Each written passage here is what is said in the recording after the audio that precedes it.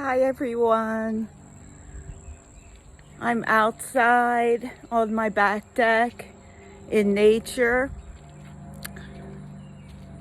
You can see I still have some of the lines from my nap on my face. So thankfully I am so grateful that I'm going to try to make it so the sun isn't in your eyes.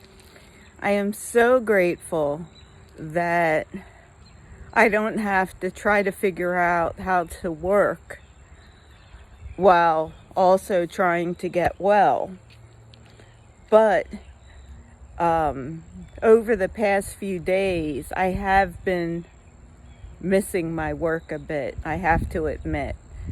I have been missing that part of my personality that came out when I was working. Mark, my husband, says, actually, I'm a much nicer person now, and that's very true, because I have not had to be in the environment where I've had to fight for my survival, which became true where I was working. The company I was working for originally was a wonderful company, and I cannot speak highly of it enough, but as what often happens, they were bought out by some sort of, I forget what they're called, venture capital something or other, where they try to strip everything down. And then another company ended up buying us out. And it turned out then our work wasn't valued based on its merit, which was really hard. So, for example, they had a guy whose models did not work at all, but he was a male and, played golf with the other corporate guys. And so they wanted to use his models. And they were going to insist on them. And I said, can you just give me a chance? And can we just do a head-to-head on a data set that neither one of us have seen before? Let's see whose model works on a organization or a group of people that we've never seen before. And when we did that, I completely blew his out of the water. His model didn't even work. And mine resulted in 300% gains, which is how we measure it. But anyway, and it was just that fight, that constant fight, being a woman and having to show that I knew what I was doing over and over and over again. It was exhausting, and it made me into a less kind person. I became resentful, and I was angry. I have to admit that there were plenty of times in my professional career where I was recognized for for things that I did. So I don't want to act like it was always that way, but a lot of my professional career as a statistician was spent just showing them that I knew what I was doing, which was a complete waste of time. And my male counterpart would have to show them that he didn't know what he was doing. It happened, I worked for a company, so the last company I worked for, I left on disability when I was in my 50s fighting this cancer, so only a few years ago. The first company I worked for after the government, see, that was one thing that was great about working for the government. There was much less of that there. I did have to prove myself more being female, and I did encounter a boss that worked in Washington, D.C. that was very sexist, and also encountered my boss in Philadelphia completely shutting him down. So I really didn't have that problem in the government, and I not blame. It was because of the bosses I had in the Philadelphia regional office, who were all male.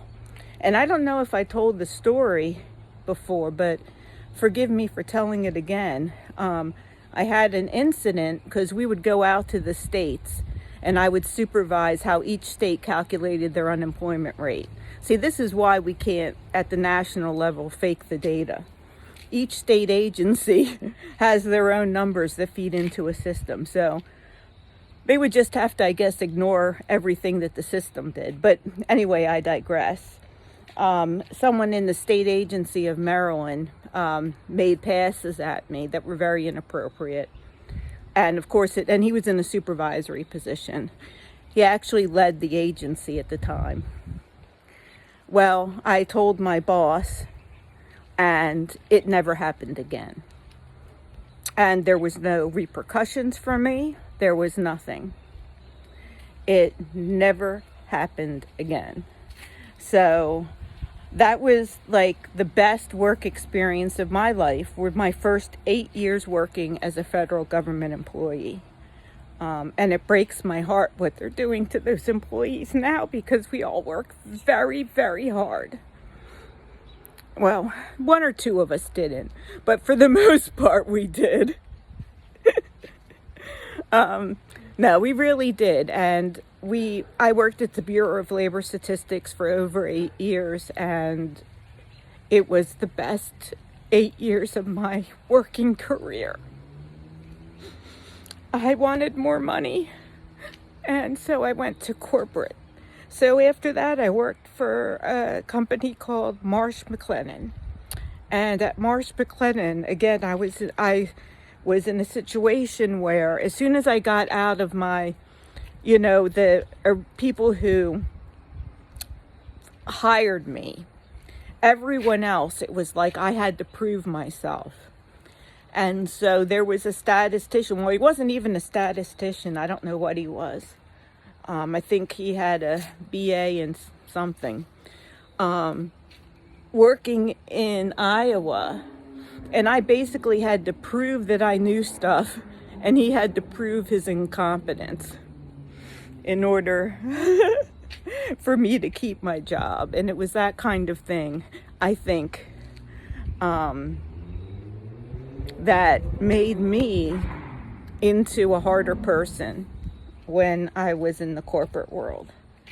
But I miss using that part of my brain that analyzes data, the part of my brain that can look at stuff and just see what the pattern is. I miss that, especially when so many people are being misled by false data all the time and false information, and I can easily see it. Maybe I should make a channel about that, a debunking channel or something, but it's like pissing into the wind, isn't it? Trying to debunk all this stuff. Anyway, so I thought I'd talk a little bit about that. And the other thing I wanted to talk about, and that goes into like how much I've changed from being sick for so long. So, I've been sick on and off a lot of my adult life, because I started by being diagnosed with multiple sclerosis in my mid-30s. And I believe that is primarily due to me being sexually molested by my father. So I do believe that's due to that, and not being able to talk about it, not having the emotional support I needed after. I believe that caused my immune system to go haywire into fight or flight, basically. I didn't know who was safe. My own father wasn't safe. So I think this happens to a lot of people, and they don't realize it. There are books like The Body Keeps the Score. That's called The Body Keeps the Score, that talks about it. Gabor Mate talks about this a lot in his work.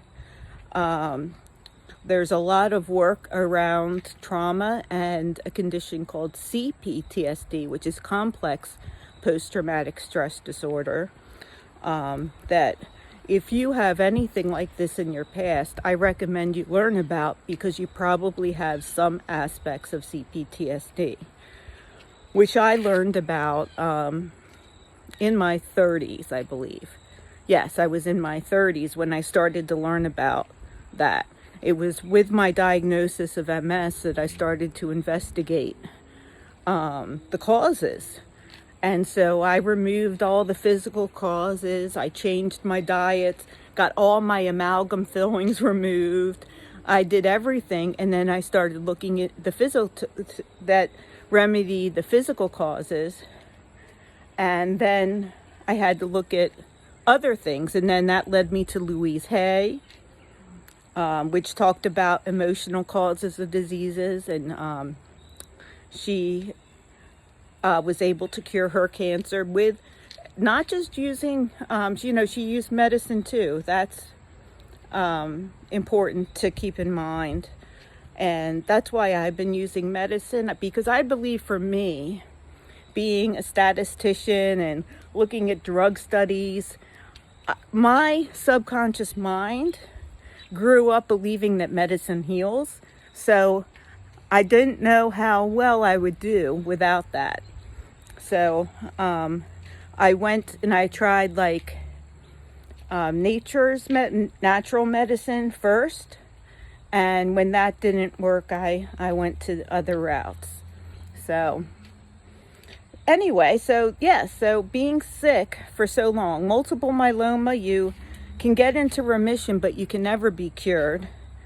I have only been in remission for maybe 6 months. I believe I was in remission when I got my transplant last November, and I was in remission for 6 months, and then I've been out of remission.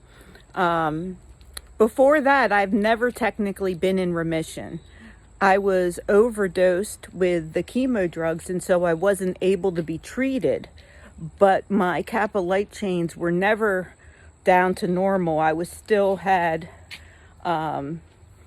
active cancer counts the whole time. So they would have treated me if I wasn't too sick to be treated. So this is a long time to be sick with an illness. And so this long-term illness has caused these distinct changes in my personality that I wanted to talk about. And this was one of this getting nicer and me thinking about it. And there's another thing, though, I want to talk about when I talk about the length of the illness. And I know this video is getting long, but please bear with me. If you have someone that you know in your life who's been sick a long time, or you've been sick a long time, I just want you to listen to this, because this is about the guilt that you feel for not getting well, especially when you know that there are people praying for you, people intending for you, people doing healings on you. So throughout this past years, the whole time I've known my now husband, after about a year of knowing him, I came down with the symptoms of the cancer. And then it took 2 more years for me to get diagnosed. And that's another thing I'll talk about sometime, how when you don't have a diagnosis, how that can be difficult. So I'll talk about that on another occasion. But then going through the cancer treatment and everything, he's had some friends of his the whole time who have done things like sent me healing energy, etc. So they've been sending me healing energy for years now. And it's hard for me to not feel like a failure for not being well already. And I want to talk about that because that is something that I definitely deal with. It just came up the other day. I was talking to a friend who is doing energy healings for me at night. And she asked how I was doing, and I wanted to lie. I wanted to tell her I was doing better than I was doing because I didn't want her to feel like what she was doing was not effective. And I didn't. I told her the truth, and I will always tell the truth. But the fact that I had that split second thought, I was like, man, I'm really struggling with this, you know? I'm really feeling guilty, and I'm really feeling like I'm not worthy of these people and putting their time into healing me, especially not worthy because I have not healed myself yet. And so I don't know how deep I'm going to get into that today because I'm already 15 minutes in, but it is something that has been hard for me, especially the people that have been with me long term, like a lot of Mark's friends. It's like, and she's not better already, you know? They're not saying that, but some of them have to be thinking that. Like, how long is Mark's wife going to have cancer and he not going to be able to run around the whole country, you know? And I've been sending her energy and praying for 6 years. Why the hell isn't she well yet? So this is something that I struggle with a bit, because why the hell aren't I well yet? You know, is it because I let in what the doctors told me? You know, I was told in 2020 by several doctors I would die. I refused to let that in. But did I let in the fact that I would never recover? Did I let that in? And so I will never recover. You know, because they told me that too. They said, once you have this, you will never recover. This is your new normal. So is that so ingrained that I'm never going to be well enough to do anything that, you know, I guess I am doing some things I want to do again, thankfully. You know, we've modified the garden, made it so that I'm able to work it. It's on my deck. And which I wanted to go cover the garden. I'll do that in a separate video. We got frost last night, but most of it's good. But yeah, I don't know. I guess if you're somebody that's with somebody or knows somebody going through a long-term illness, let them know that it's okay that they're on their own timeline. I guess that's it. It's not like anyone has said or done, and that's the thing. Nobody has said or done anything to make me feel like, why aren't you? This is all me feeling this. And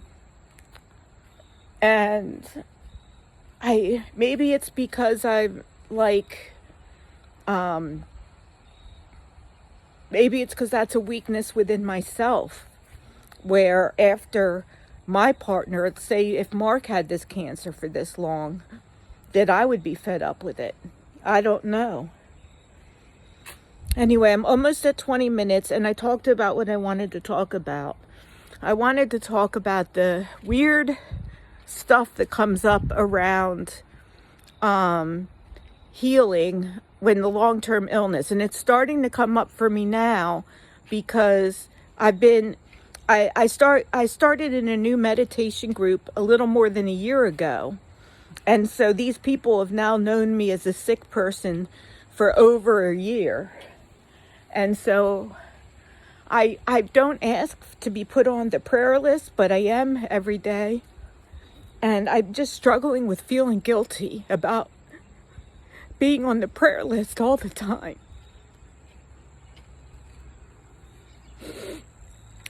Anyway, so this is my struggle, but I figured if I let you guys know about it, if you have someone in your life who's been sick a long time, you can tell them it's okay. So that's from me to you, Kelly's helpful advice. And if you're like me and you've been sick a long time, it's okay. I love you all.